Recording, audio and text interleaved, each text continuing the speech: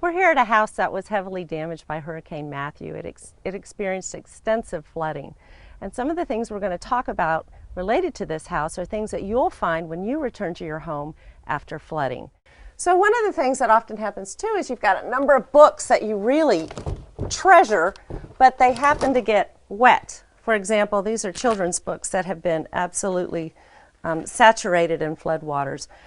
Some may be able to be salvageable, but now is probably not the time you're going to be able to salvage them. So if they're really important and you want to keep them, put them in a Ziploc bag and then put them in the freezer. And the reason you put them in the freezer is because mold won't continue to grow at temperatures that low. So one of the hardest things to lose during a flood are family photos, memorabilia, things that are part of your history. And in this case, these have come through fairly well. The homeowner has taken them out of their plastic cases and allowed them to dry. Sometimes, though, photos will be covered with mud or dirt, and what you'll want to do is to take them, rinse them off, don't saturate them, but rinse them off, then put them between sheets of wax paper. Again, put them in a Ziploc bag and put them in the freezer for dealing with at a later time.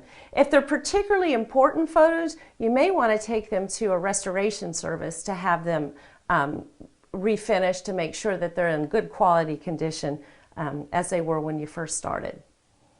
So one of the questions we often get is what can you do with electronics? In this case, you see there are a number of computers that have been saturated by floodwaters.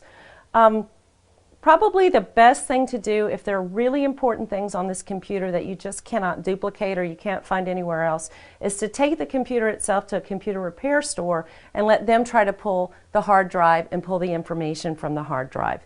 I'd weigh that against whether or not the information is that important and you can't recreate it, because if it isn't that important, then I wouldn't probably go about doing that.